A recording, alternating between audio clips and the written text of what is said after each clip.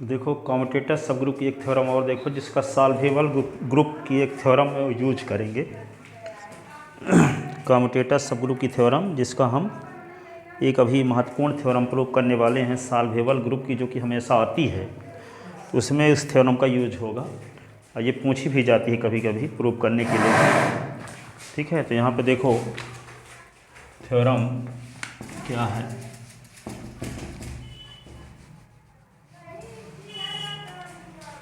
Theorem ये है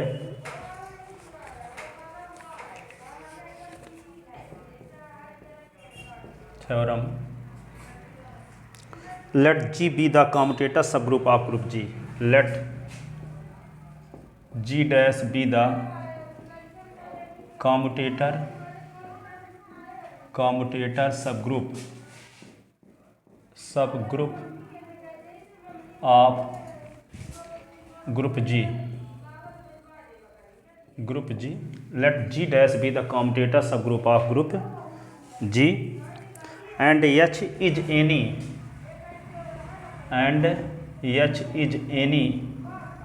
normal subgroup of group G, normal subgroup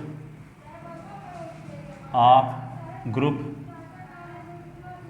G, N is any normal subgroup of group G। ठीक है, group G, then G upon H is abelian। G upon H is abelian if and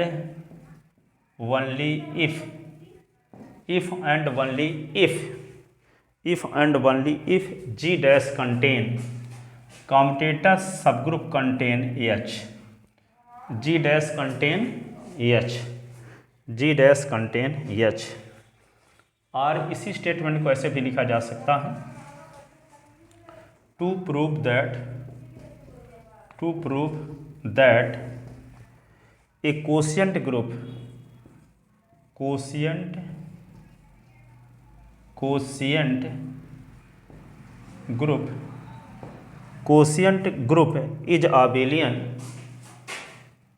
is abelian quotient group is abelian if and only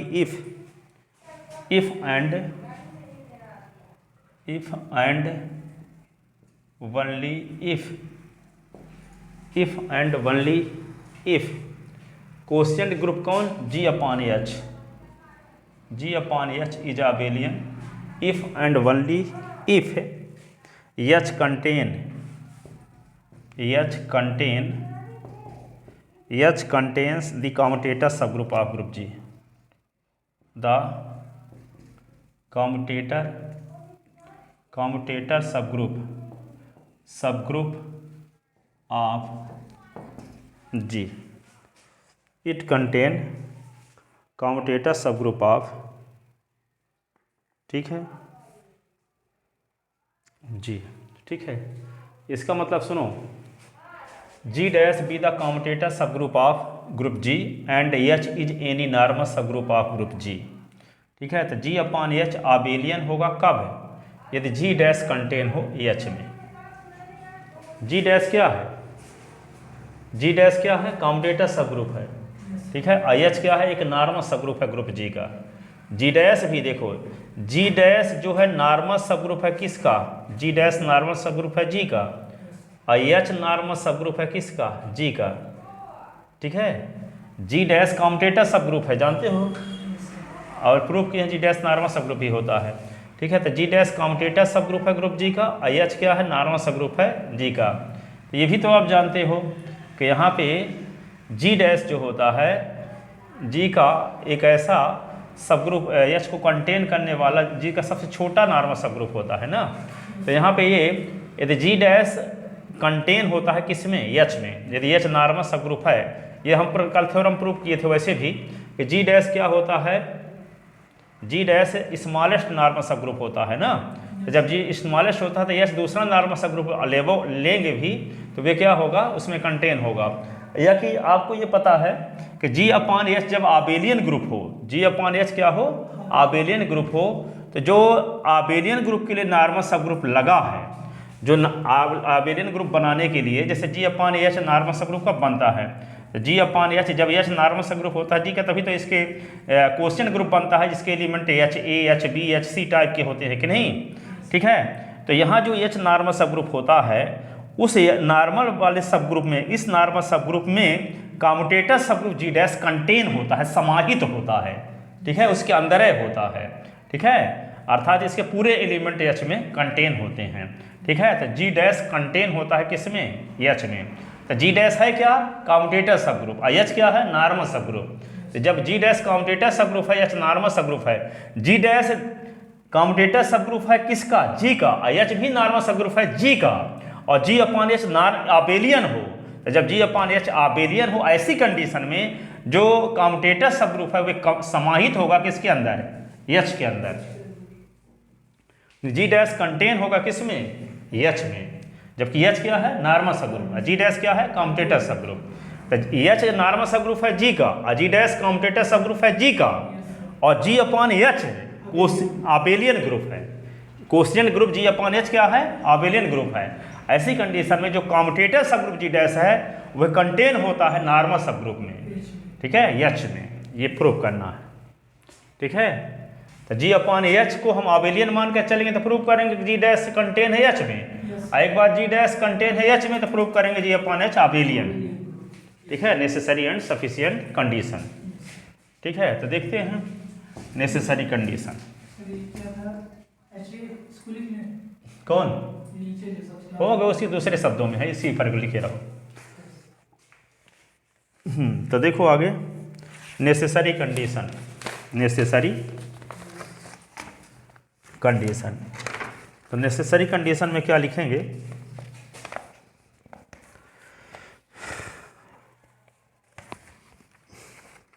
necessary condition, necessary condition, necessary condition, necessary condition देखो, देखो आ रहा है कि नहीं, हाँ, necessary condition,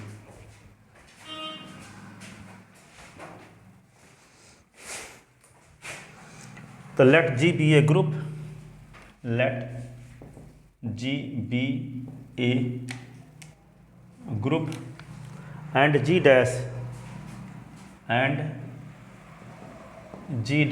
be the commutator subgroup of, be the commutator subgroup of group G, commutator subgroup of group G, then G'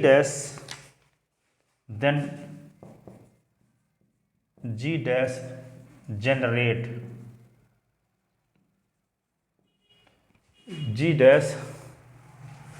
generated by एक complex C is equal to, जिसके एलिमेंट क्या हैं, A inverse, B inverse, AB, such that A और B belong in G, ठीक है, इससे generate होता है। Also suppose that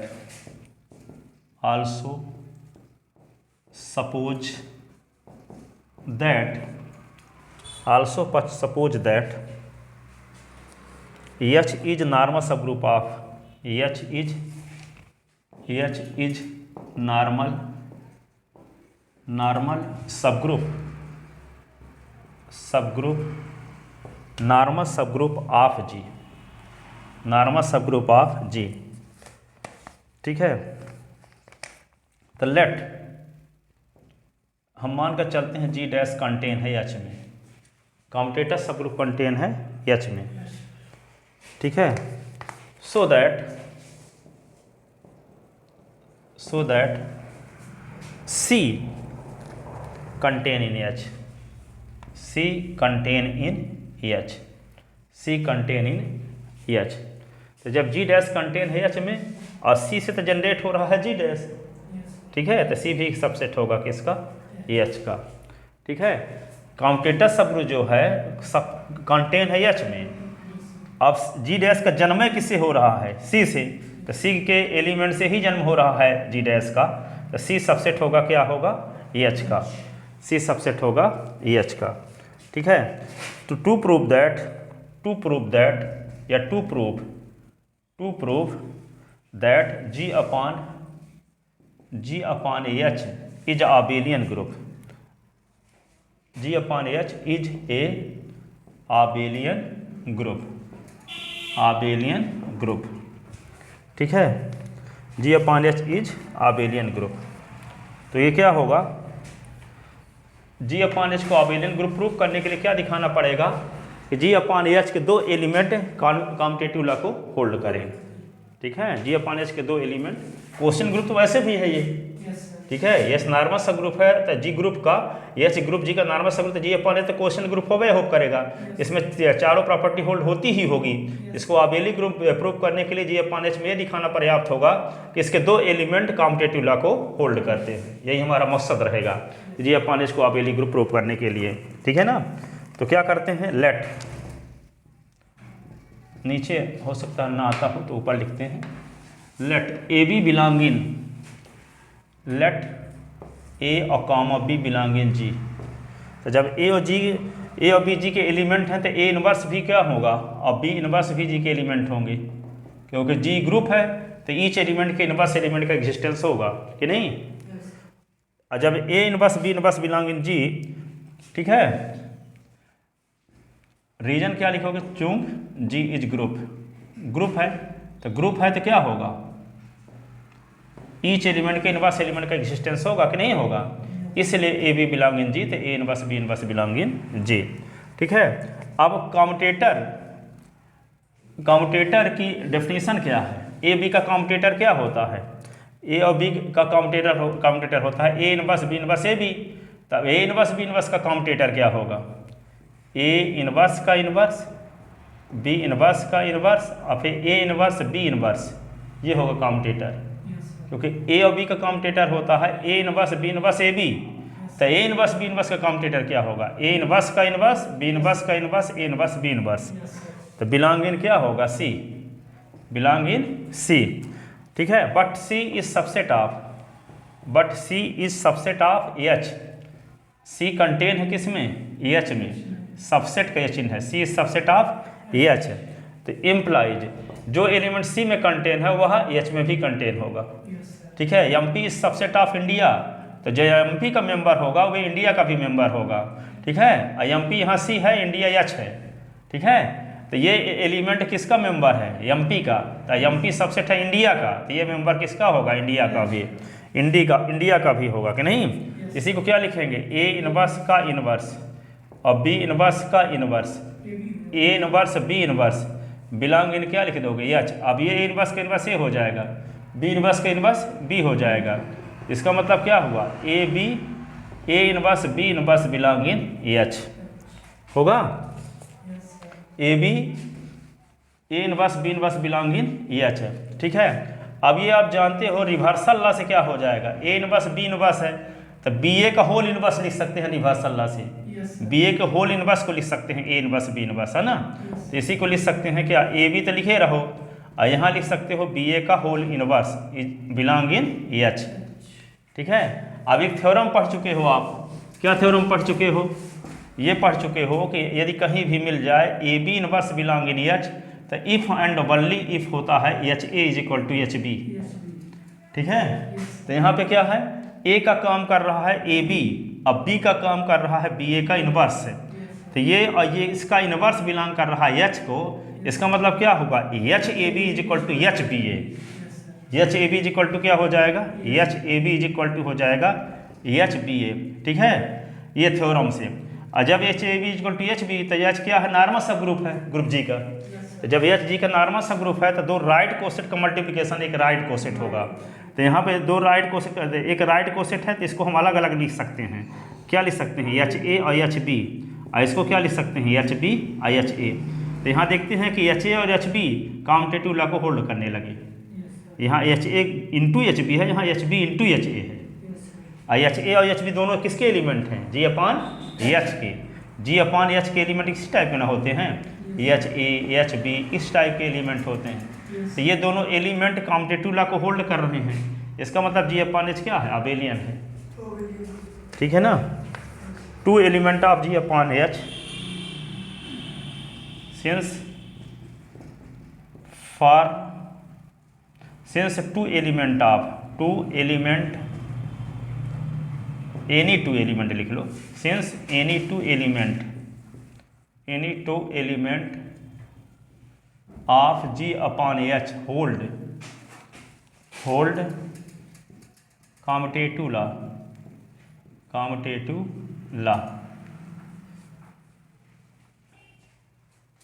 hold commutative law, therefore G upon H is an abelian group, hence condition is necessary,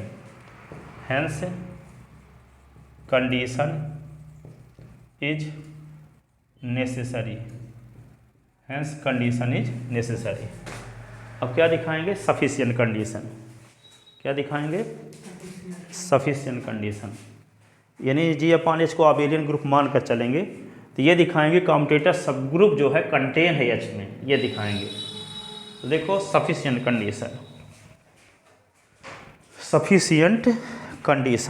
तो sufficient condition में क्या करेंगे, सफिशिएंट कंडीशन में हम ये मानकर चलेंगे, क्या मानकर चलेंगे, अच्छा अबेलियन है तो सिद्ध करेंगे कॉम्यूटेटर सबग्रुप जी डैश कंटेन है एच में, ठीक है, कॉम्यूटेटर सबग्रुप जी डैश कंटेन है एच में, ठीक है। तो लिखो sufficient condition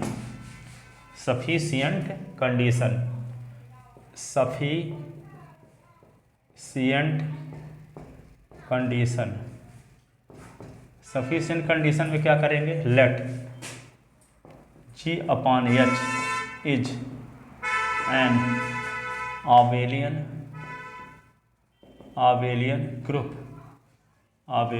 group, then we have to prove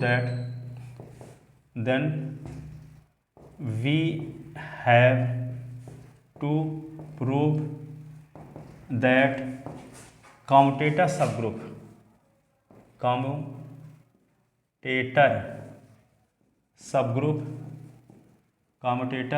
G dash contain in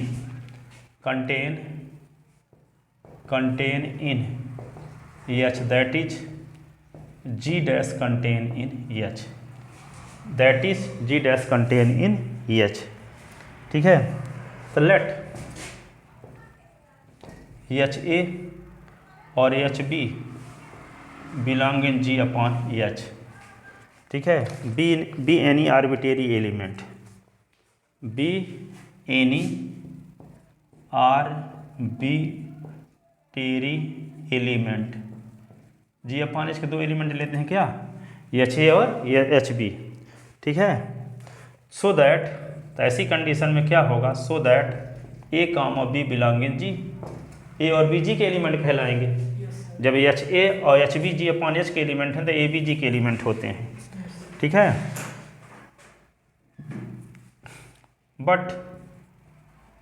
but G upon H is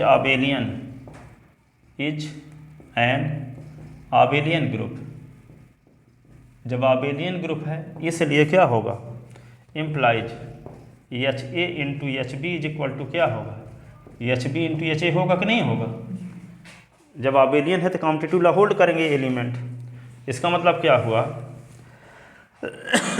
इसका मतलब ये हुआ कि H A B is equal to लिख सकते हैं एच बी ए, लिख सकते हैं H A B is equal to लिख सकते हैं एच बी ए। तो जब आपको ये पता है कि जब एच ए बराबर एच बी होता है तो इफ एंड के only if A B inverse belong in H होता है कि नहीं, तो यहाँ क्या लिख सकते हैं, ए बी लिखोगे और बी ए का इनवर्स बिलोंग इन क्या हो जाएगा, एच होगा। अब यहाँ बी सी को क्या लिख सकते हैं, इसमें लगा दो रिवर्सल लॉ, तो ए बी लिखो और ये क्या लिख दोगे, ए इनवर्स और बी इनवर्स बिलोंग इन क्या H by reversal law, reversal law क्या होता है, ए बी का होल इनवर्स बराबर बी इनवर्स ए इनवर्स। ठीक है, ये होता है रिवर्सल लॉ से। तो ये क्या लिख सकते हो इसी को, अब ए को लिख सकते हो आप ए इनवर्स का इनवर्स, ए को लिख सकते हो ए इनवर्स का इनवर्स कि नहीं, बी को लिख सकते हो बी इनवर्स का इनवर्स, और ये ए इनवर्स ये B inverse, belong in H, belong in H. ठीक है, अब देखो ए इनवर्स बिलोंग इन सी था, यहाँ आगे पीछे कहीं पे आपको ए एलिमेंट था, ए इनवर्स ये सी का एलिमेंट था, और सी का एलिमेंट कहीं पे पीछे था ना, हाँ, a inverse B inverse belong in C, पीछे देखो यहाँ पे ए इनवर्स का इनवर्स और बी इनवर्स का inverse, A inverse B inverse belong in H आ गया, और पीछे सी भी था, पीछे देखो शुरुआत में नेसेसरी कंडीशन जहाँ लिख प्रूव किए थे, नेसेसरी कंडीशन में कहीं पे है सी, ये बिलोंग इन सी हो रहा होगा। ठीक है ना, तो ये बिलोंग इन जब एच हुआ तो यहाँ पे क्या मिल गया, सिंस फॉर हाँ सिंस फॉर ए इनवर्स का इनवर्स बी इनवर्स का इनवर्स और A inverse B inverse belong in C, we get यही एलिमेंट एच को बिलोंग कर गया, ए इनवर्स का इनवर्स बी इनवर्स का इनवर्स और A inverse B inverse belong in H.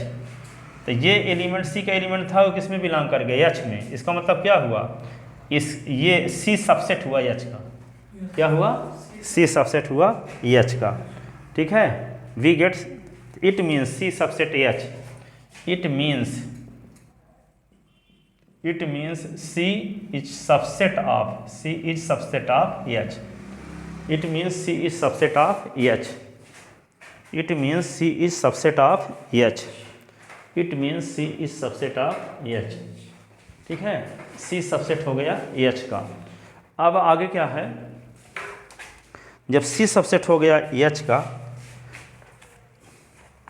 10, आगे लिखो 10 H is subgroup of G containing C. 10 H is a subgroup of G, subgroup of G containing C, containing C. Thus H is subgroup of G containing C. ठीक है, अब देखो H is subgroup of G containing C है normal subgroup, तो normal subgroup का subgroup होता है। ठीक है, जो पीएचडी किया है तो पीजी किया होगा। ठीक है, तो ये नॉर्मल सबग्रुप है तो सबग्रुप अवश्य होगा, जो हायर सेकेंडरी पढ़ा तो 10वीं अवश्य पढ़ा होगा।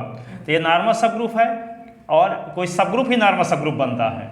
ठीक है, तो कोई नॉर्मल सबग्रुप है तो सबग्रुप अवश्य होगा। तो एच क्या है, सबग्रुप है जी का। और यहाँ देखो ये पहले से जानते हो, और इसमें सी कंटेन भी है, सी कंटेन भी है, सी कंटेन है एच में, और ये सी कंटेन है एच में, और ये सबग्रुप भी है। और ये पहले से आप जानते हो कि जी डैश जो कॉम्यूटेटर सबग्रुप है, वह कॉम्यूटेटर सबग्रुप क्या होता है, कॉम्यूटेटर सबग्रुप सबसे छोटा सबग्रुप होता है ग्रुप जी का।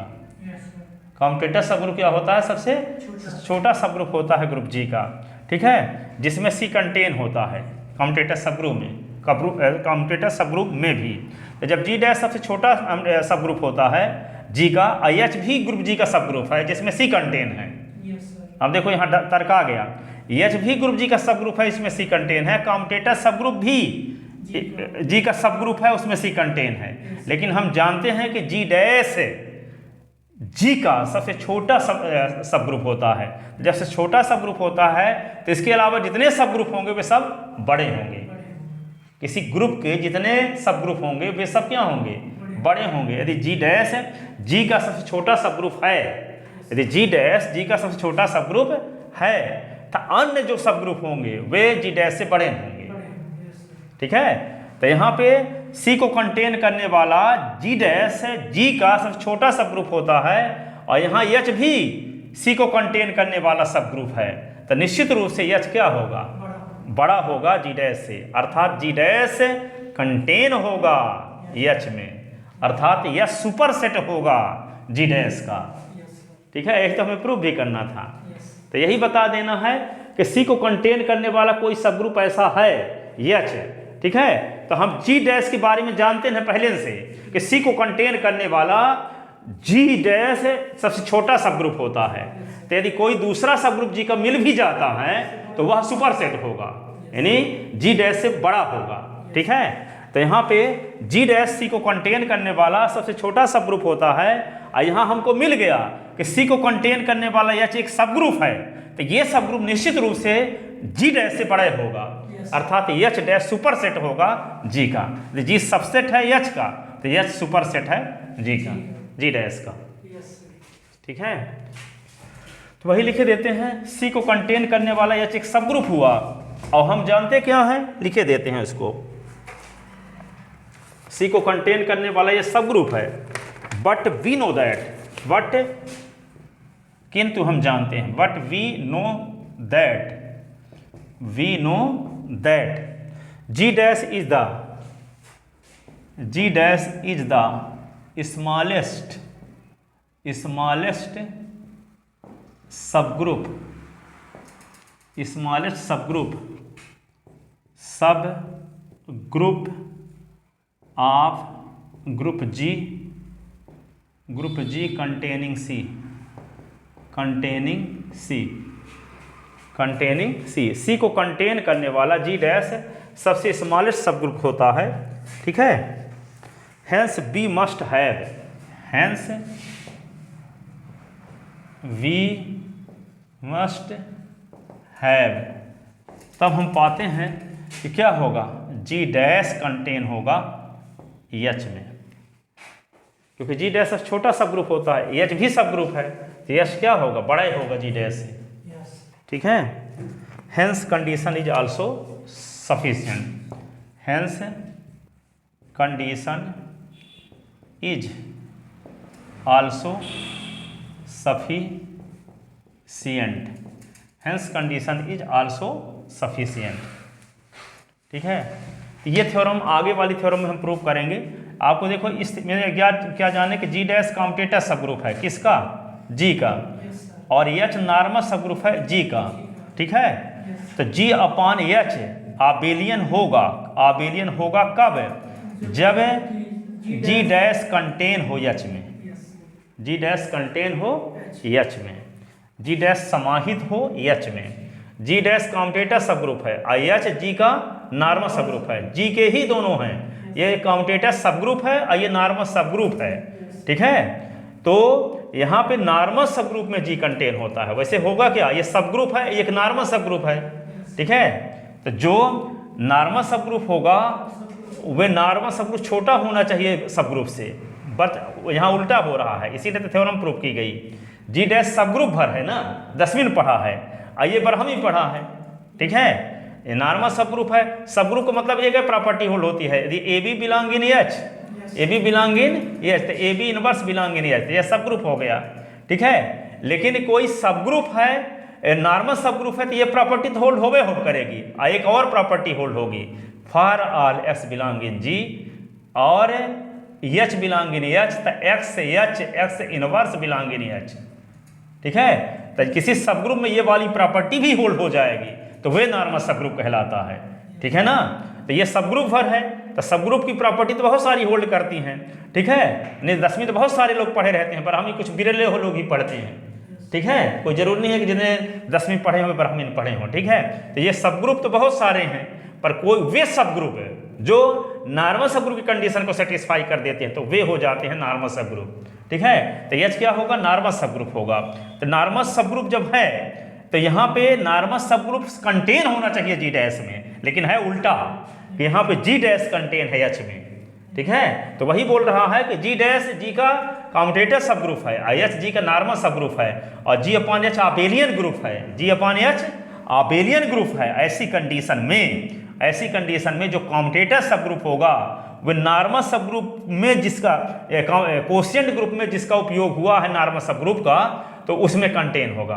ठीक है, ये कहना चाहते हैं कि जी डैश जी का क्या है कॉम्यूटेटर सब ग्रुप, एच क्या है जी का नॉर्मल सब ग्रुप, तो जी अपॉन एच कोशिएंट ग्रुप होगा, जी अपॉन एच कोशिएंट ग्रुप है, तो ये कोशिएंट ग्रुप आबेली होगा कब, जब जी डैश कंटेन हो जाए एच में। ठीक है, क्या बोला कि जी डैश कॉम्यूटेटर सब ग्रुप है, एच जी का क्या है नॉर्मल सब ग्रुप है, तो जी अपॉन एच जो कोशिएंट ग्रुप है वो आबेली होगा कब, जब जी डैश कंटेन हो जाए एच में। ये प्रूफ किए। ठीक है, जबकि यहाँ पे जी डैश और एच दोनों जी के हैं। ठीक है, एक है जी का सब ग्रुप और एक है जी का नॉर्मल सब ग्रुप। और जो आबेली ग्रुप है ना, आबेली ग्रुप है कोशिएंट, जो कोशिएंट ग्रुप आबेली है वहाँ नीचे नॉर्मल सब ग्रुप का यूज हुआ है जी अपॉन एच। ठीक है, तो नीचे जिसका यूज हुआ है उसमें कंटेन है commutator sub group, quotient group के अपान में जिसका यूज हुआ है जिस नॉर्मल सब ग्रुप का, उसमें कंटेन है कॉम्यूटेटर सब ग्रुप। ठीक है, तो चलो देखो आगे इस थ्योरम का यूज करते हैं सॉल्वेबल ग्रुप में, जिसका यूज वो थ्योरम हमेशा आती है ऑल यूनिवर्सिटी में, उस थ्योरम को बताते हैं लास्ट लेक्चर में, नेक्स्ट लेक्चर में।